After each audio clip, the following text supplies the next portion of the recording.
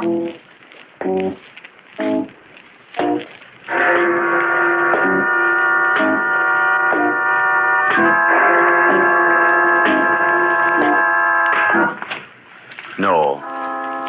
No, stay where you are. Do not break the stillness of this moment.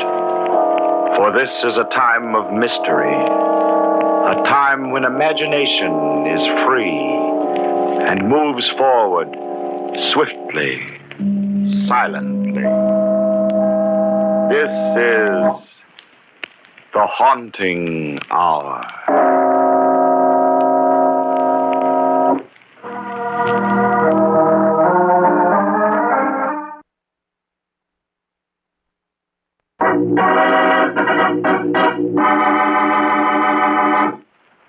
A corpse there was.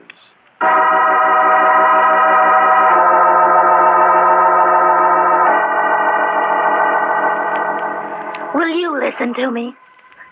I've got to tell it to someone, and, well, I guess you've heard a lot of strange stories. I'm Catherine Holland. It all started about a year after I'd come to work for Martin Reed and Stephen Corey as the housekeeper. Oh, we'd have such fun, the three of us. And Martin was forever making me promise that I'd be with them always. Always. I didn't know how long that could be.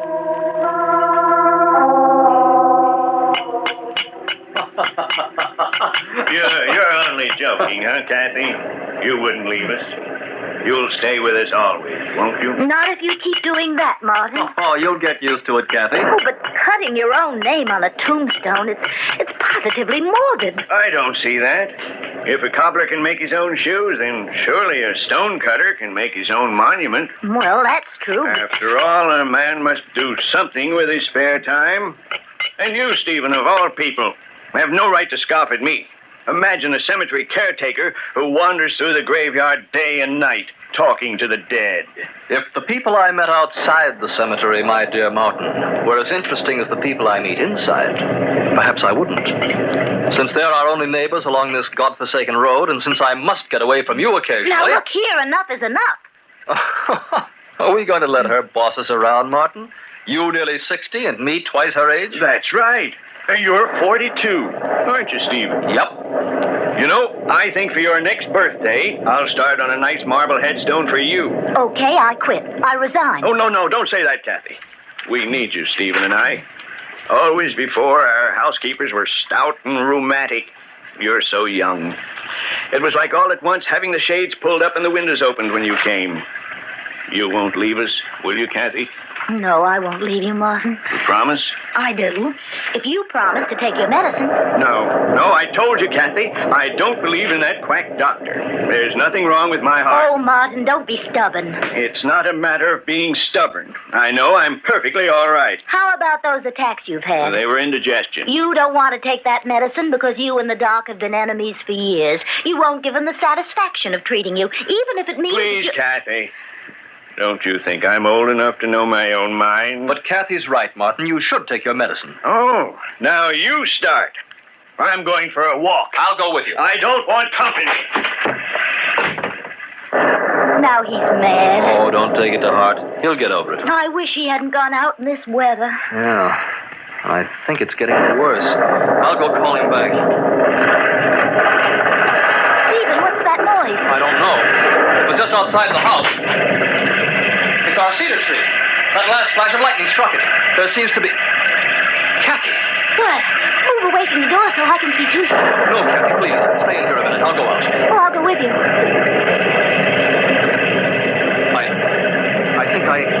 I think I see something beside the cedar. Come on, Kathy. Stephen, it can't be. Yes, Kathy. It's Martin. He's dead. The tree? It didn't touch him. He died from the shock of it falling so close. It was heartbreaking. Strange, isn't it? The last tombstone he ever carved was his own.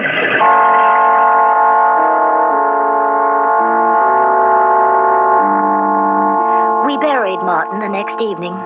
There weren't many mourners. We lived too far from town to be well acquainted. At last, the few who'd come went away, and left Stephen and me alone at the grave.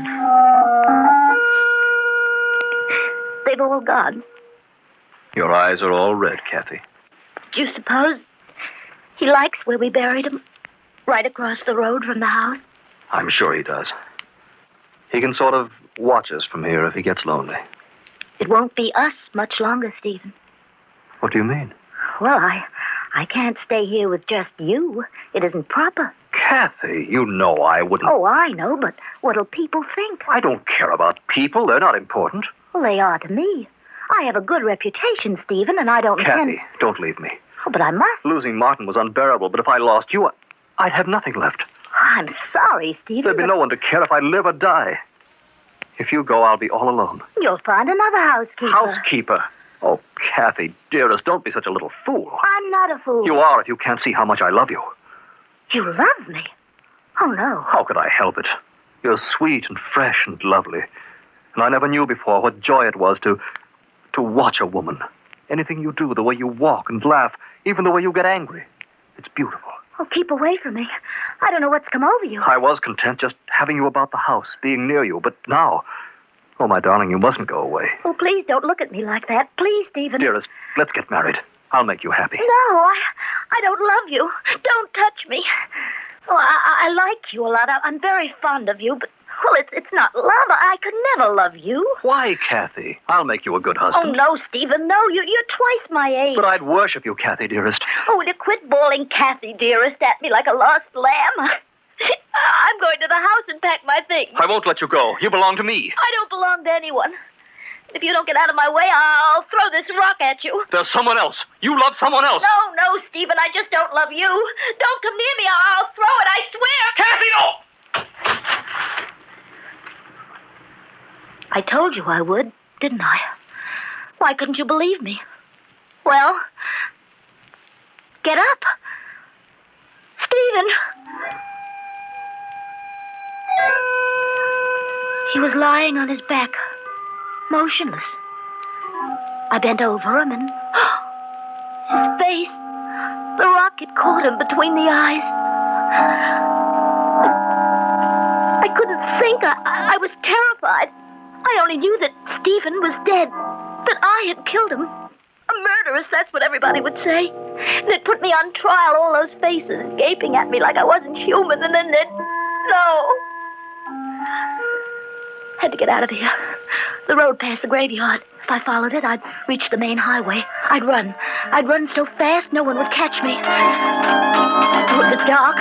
The body wouldn't be found till morning. By then I'd be far away. Had to keep moving. Had to. Where could I go? Where could I hide? Flying down the road for hours and hours, till my legs were numb and my heart tearing at my chest, deafening me with its thunder. No, that wasn't my heart. It was a car. They were looking for me. Somehow they'd found Stephen already. Oh, it was getting nearer and nearer. I slipped behind a tree.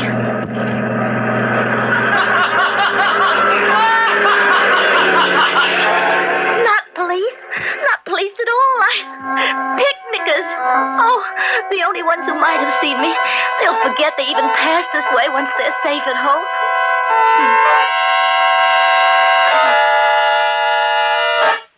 Safe at home. Suddenly, I realized what a fool I'd been. I couldn't escape a police dragnet by running away. They'd never stop looking for me. The best place to hide was at home. Why, of course. I'd gone back to the house from the funeral and straight to bed. Stephen had decided to stay at the grave a while longer. Everyone in town knew he liked to wander through the cemetery, and especially tonight, with Martin just buried. He must have caught a prowler, and the man had thrown a rock at him. That's how it happened.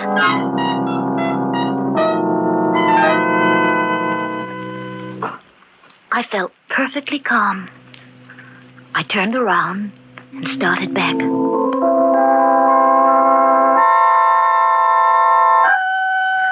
The sky had been cloudy all evening, but as I walked up the road toward home, it cleared. I remember how lovely the moonlight looked, spilling down the steps of the house. I started to climb them.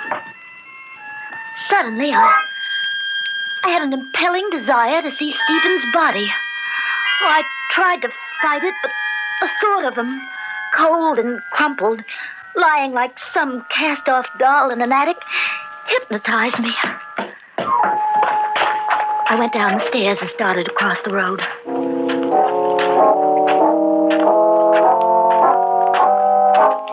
He had been lying at the foot of Martin's grave, I remembered. From where I was, I couldn't make out the body. Well, that wasn't right. The old man was buried directly across from the house. I should be able to see Stephen. I slipped through the gate, hurried to where the corpse had lain. It was gone. There wasn't a trace of it. I dropped to my hands and knees, searching about the new mound of earth for some proof that it hadn't all been a nightmare, that I'd really killed Stephen. There wasn't anything. No matted grass where the blood should have dried, nothing fallen from his pockets, not even the stone with which I'd struck him. And it was so quiet, so deathly quiet, with the moon whitewashing Martin's headstone, and the one next to it. The one next to it. But there hadn't been any grave there before. And this one was fresh. As fresh as Martin's. I slowly raised my eyes and looked at the tombstone.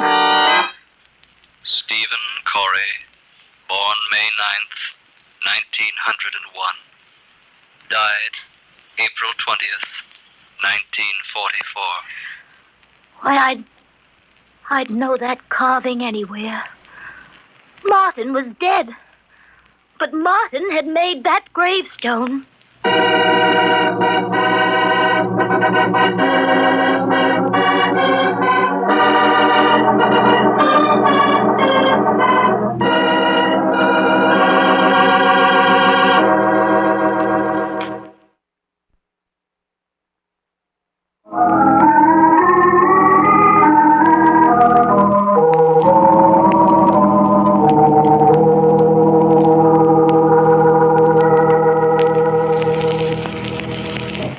Kathy stands in the moonlight, staring at the grave plaque of Stephen Corey, a plaque identical with the one Martin had made for himself before he died.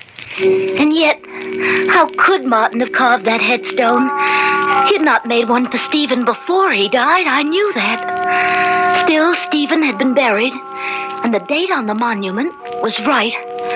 Oh, I felt the answer, but I pushed it back away from my mind. It couldn't be true that Martin had kept his promise even now and had carved the stone. That these dead who were Stephen's friends had buried him. Had he loved me so he wouldn't make me pay for what I'd done? Did he plead with them to cover him so I'd not be found out? I didn't know. I was paralyzed with fright. I had to get out of here back to the house before I lost my sanity. I don't know how long I lay there, cowering in my bed.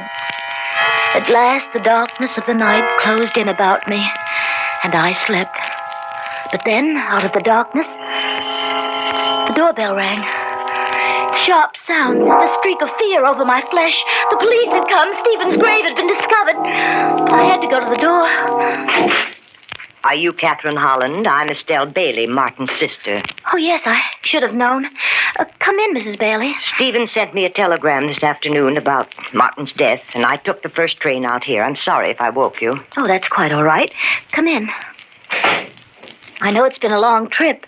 Perhaps I can fix you a bite to eat. No, thank you. I'd like you to take me to see the grave right away. Martin's grave? Now? Miss Holland, I hadn't seen Martin for 9 years. I'm ashamed of that, and I want to rectify it now as soon as I can. If you won't take me, perhaps Mr. Corey will. Oh, he's not here. He's in town. Well, I'll wait up till he comes in. Oh, you'll wait a long time. I don't understand. Oh, Stephen was quite shocked by your brother's death, you know, and, well, he felt he had to get away from this house, so, well, he mightn't be back tonight. But if he went into town, why didn't he meet me at the station as he wrote he would? Well, I don't know. Every moment she sat there, she'd think more and more about Stephen's absence. I had to distract her the only way I could. I had to take the chance that she wouldn't notice that other headstone. But if she did notice it, I would have to kill her too. But just then something happened to spare us both. Oh, good heavens. Oh, look, it's raining again. Yes, the moon's gone in. It's pitch black outside. Then there's no use going into the cemetery, I suppose. I'm afraid not, Mrs. Bailey. What a shame. Finally, she went upstairs. I waited until I knew she slept. Then I took a spade and crept across to the cemetery. It was wet and cold, but I didn't notice the weather. For I had a scheme. A very clever scheme. I was going to dig up someone else's headstone as well as Stephen's and switch the two. I couldn't disguise his new-made grave, but at least I'd conceal who was buried there. It was just before dawn when I slipped back to the house. Mrs. Bailey woke me about 8, and together we went into the cemetery. I came up level with the graves and... Oh, no. No, it couldn't be. Why, I'd switched them last night. Stephen Corey, born May 9th, 1901. Died April 20th, 1944. His headstone. Exactly where it had been before. But I had dug it up. There were blisters on my hands to prove it. Mrs. Bailey, had she noticed? No. She'd gone right to her brother's grave and stood staring at it, wiping away the tears. I'm very glad of one thing, Miss Holland, that Martin is buried a little apart from everyone else. He liked to be alone most of the time, you know. Even in death, he would prefer solitude and being isolated from all the others. Solitude? Isolated from all the others? But Stephen was lying right by his side. She couldn't see Stephen's headstone. It was incredible, but it was true. Come, Miss Holland, it's raining. We might as well go now. I'll take the early train back to the city.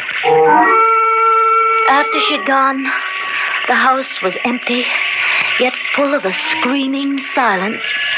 And I sat looking out at the grayness of the lonesome day. Had there really been a grave at all? Growing inside me was a grim fascination to see. The mud sucked at my shoes. Through the dusk, I walked determinedly toward that spot where the headstone stood. I slipped through the fence. Then I was standing beside the tree, leaning against it. For I couldn't believe what I saw. There, beside the others, stood a third headstone, and stretching almost at my feet, a freshly dug grave. Even before I crept forward to see, I knew what the plaque would say. Catherine Holland, born June 7th, 1923, dead April 21st, 1945.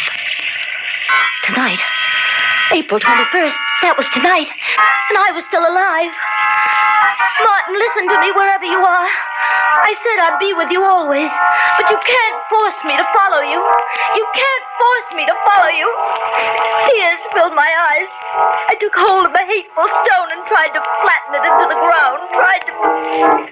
Then through the tears, I saw the dark bruises on my hands.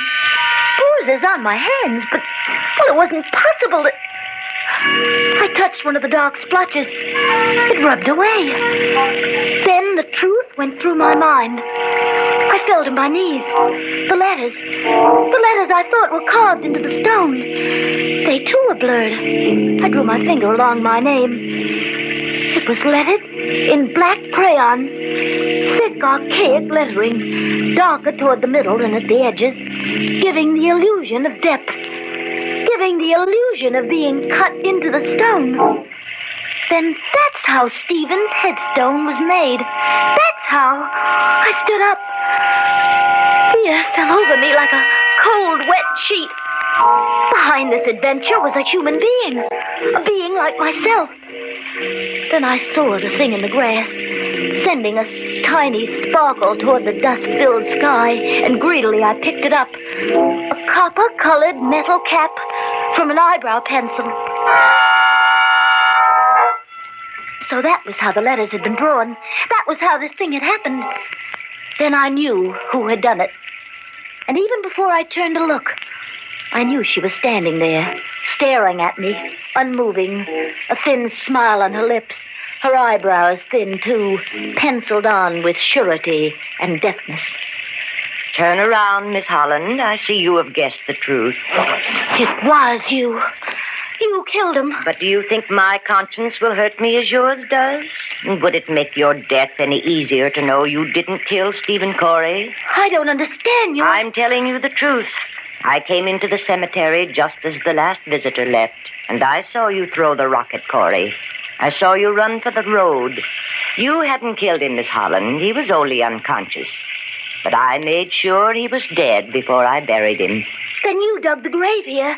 That spade in your hand. Will serve a double purpose. I shall kill you with it. Just as you murdered Corey. Why? Why did you kill him? Because Martin had willed all the family property to Corey, with the provision that when he died, it would return to me. I knew if his body weren't discovered, they'd think you and he had run away together. Then I'd have to wait for him to be declared legally dead. And so you put up the plaque. I felt sure I could persuade the county coroner to file a death certificate quietly. Then I'd show my lawyer the grave, show him that Corey, too, was dead. But you came back, so I have to kill you, too. Now you know the truth. Your time has come. That spade, Mrs. Bailey. Is for you, Miss Holland. Stay back from me. Stay back. I'm going to kill you. I'm not afraid, Mrs. Bailey. You're real. I can fight you. This will be your grave, and I shall bury you in it. Give me that spade. Give it to me. Go here. I said that spade. Mrs. Bailey.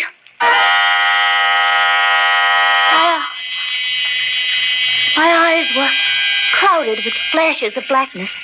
I lay on the ground, feeling the cold, wet earth against my cheek. Without warning, it had happened. One wall of the grave gave way, and she lost her balance and fell forward into the gaping hole. Dirt from the mound began rolling down, clods of it covering the edges of her long skirt. And she lay still, silenced, at the bottom of the grave. A few wet clods of earth were still slowly tumbling down, as if they had an intelligence of their own, an intelligence that told them to bury the dead. Bury the dead. For she was dead, and she had died instantly. Her neck twisted beneath her loosened, flowing hair that hid the hideous sight of her eyebrows, thin and long. Her neck was broken, and she lay in the grave she had meant for me.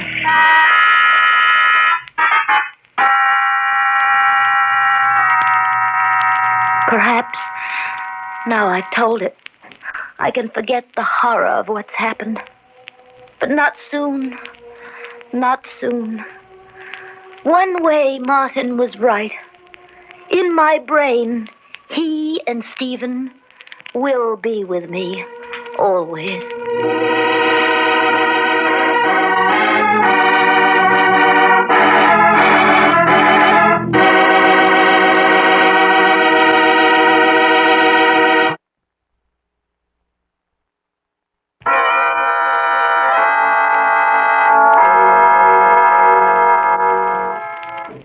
From shadows and stillness, mystery weaves a spell of strangest fascination, charging the mind with doubts and fears. For mystery is a strange companion, a living memory in the haunting hour.